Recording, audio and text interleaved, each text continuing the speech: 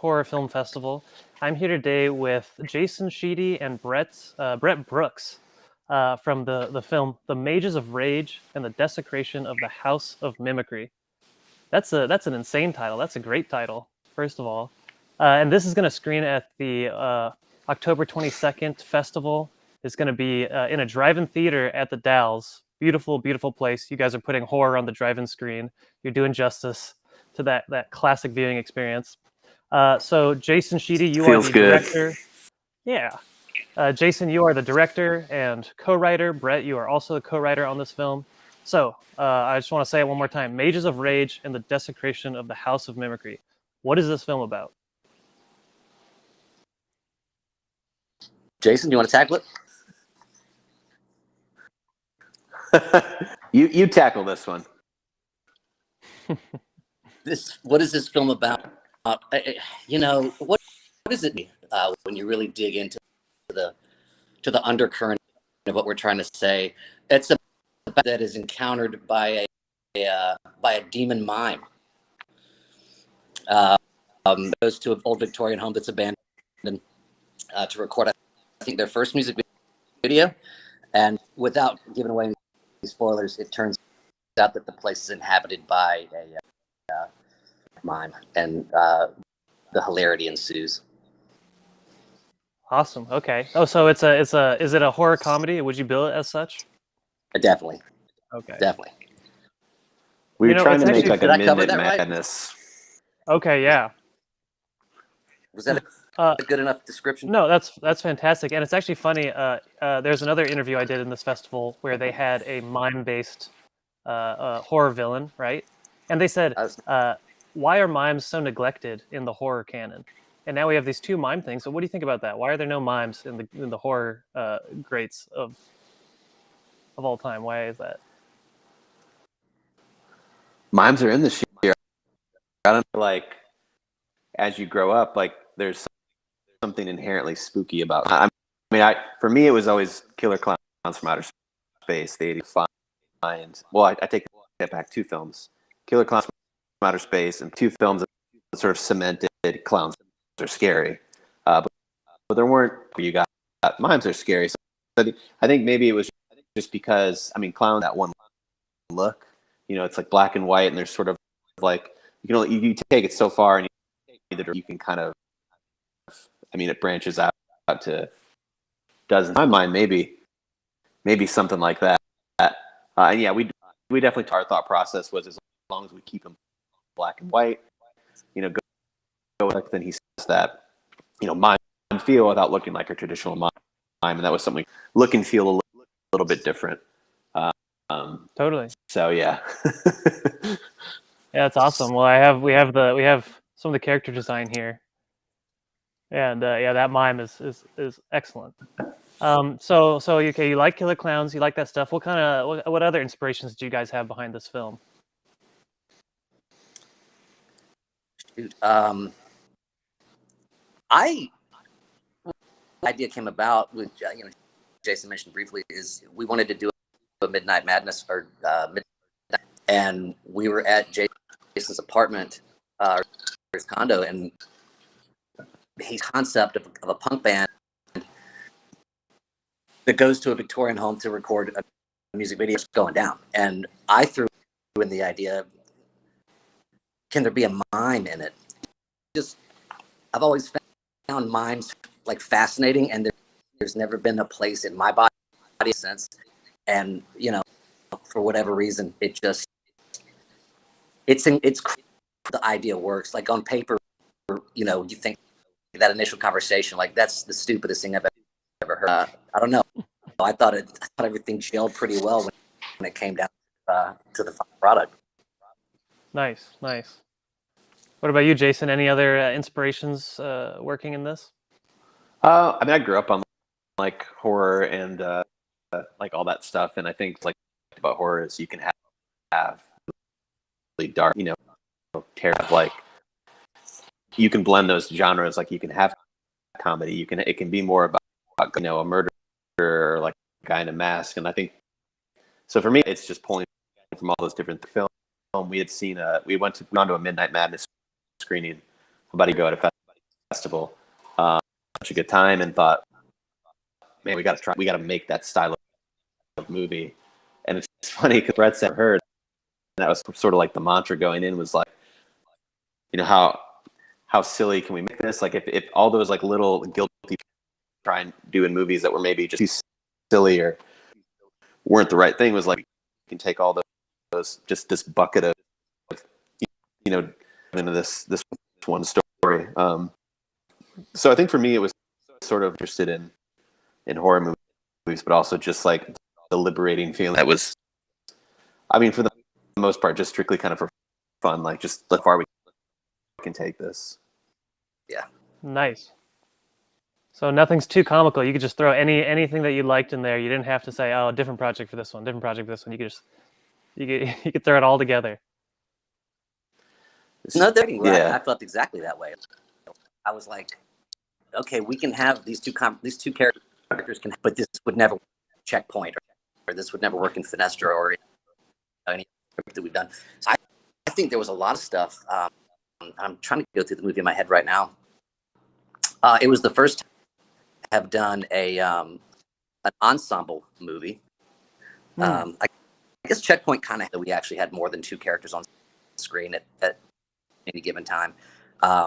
So when you've got to play with, and more, even though it's short form arcs that you can build out, always more like of a sandbox to play around in when it comes to writing. So Totally. So yeah, I think that we probably couldn't repeat in another movie. Yeah, absolutely. And you were both acting in the film. Yeah, if that's what you want to call it. How was that? What was the on-set dynamic like? What was the on-set dynamic like? It was it was wonderful. Blast. Yeah. You go ahead. It was a blast. It was a lot. Yeah. And real quick, it was a lot of, because we, everybody's where, you've got, Brett's acting with like fix, and Matt's in the film shooting the co-wrote, like helping with effects. So like everybody's sort of doing it creates this kind of like atmosphere, because you're all you got to do. You're worrying about many different things that are Totally going to make the shot work. That's the best kind of. It was just, the hope is that was to make. Like I think this was one of the like this audience film. Like every decision we make should be catered by an audience this moment, like that kind of thing. Totally. Well, so I mean, you guys have worked on projects before together. What did you take out of this particular experience? What did you learn from this? That we won't do it again.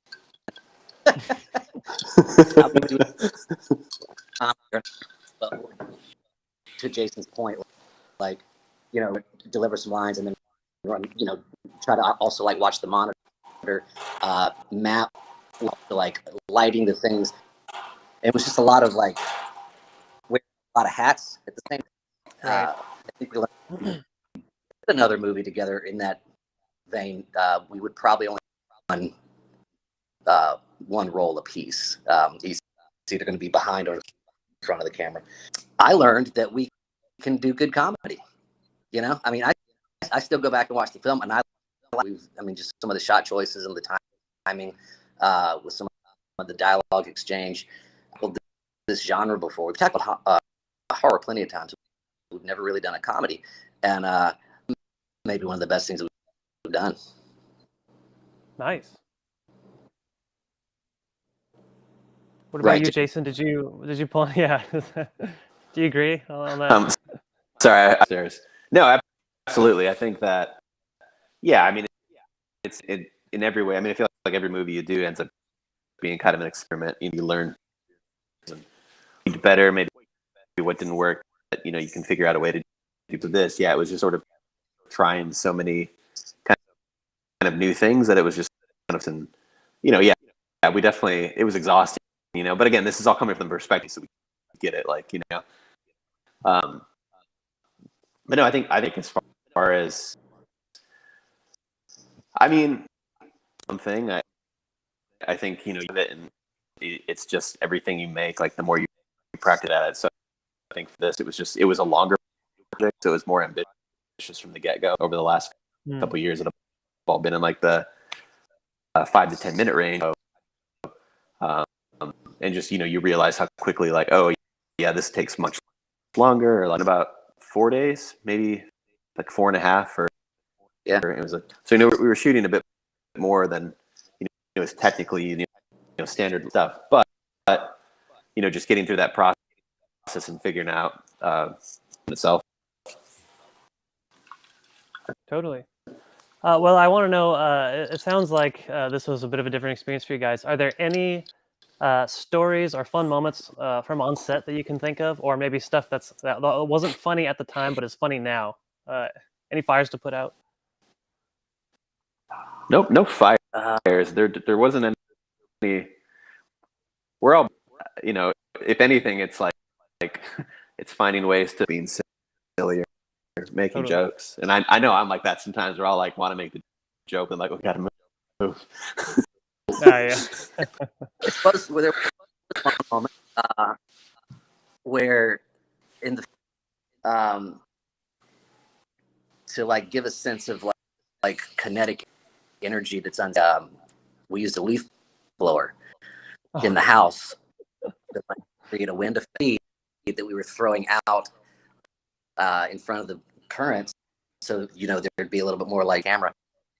And I think something caught Chris in the eye at one point, didn't it? I think it was his cheek, but yeah, like there was some dust. The mood, immediately goes from like, which it should be like at that point, making something like this, so or film in general, like, and the stuff we're using is not. It's like plastic and nothing that we're not like throwing. Right. But no, yeah, maybe in that. I think that. I mean, overall, like 9 times out of 10, like planning that stuff, like there's horrible test footage of me in my living room in some of these like visual effects shots where like there's a scene in the film where somebody gets, so like the way we did that test shot or the way we did the shot, like a ladder, and we paint out the ladder kind of thing. So like there was, I'd be doing that weeks before the shoot where I'm in my dogs like running around, I'm just sitting there and like my like pajama, I'll never see the light of day, but like most of the time as anything, it's also too just like can we do this? Can we pull this off? Because it's not working. We'll go back and you can pick up some stuff. We try to be prepared as possible to avoid that. For sure. Well, nice. And I want to know, what do you guys have next? What are you working on now? Any new projects? No.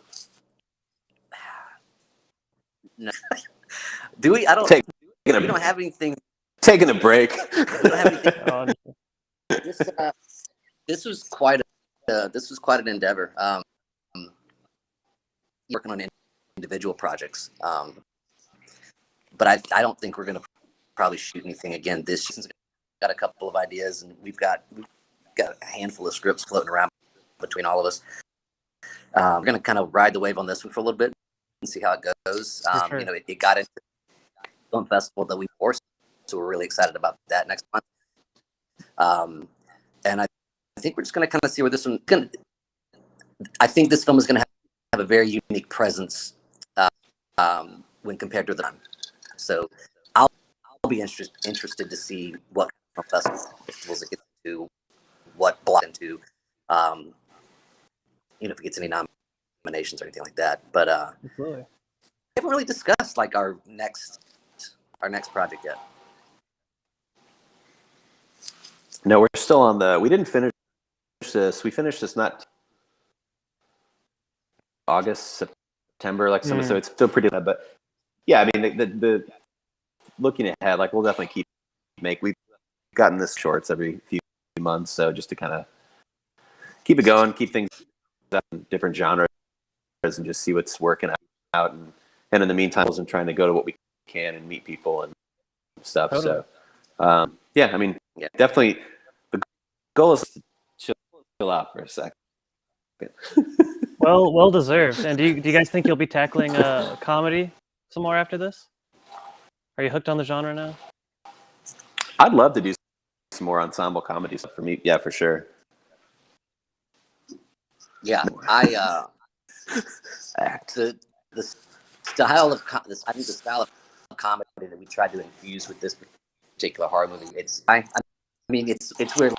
Like the character exchanges are drier. Beat is very like chaotic. So I think it's kind of a fun blend. So when you do something and the beat does die down and it's just two talking heads and coverage. I think the goal with that was, okay, this is exactly what that is. These are OTS shots, and the jokes kind of have to carry. And it's an interesting. I think that's why it's one of my favorite things that we've done. The film it's very much got a wavelength to it. When it's on, it is on. When it dies down, it's all about like the dialogue and the character exchanges. So yeah. Nice. That sounds great. I would love to do comedy again. Cool. And is there anything else you guys would like to add about your film?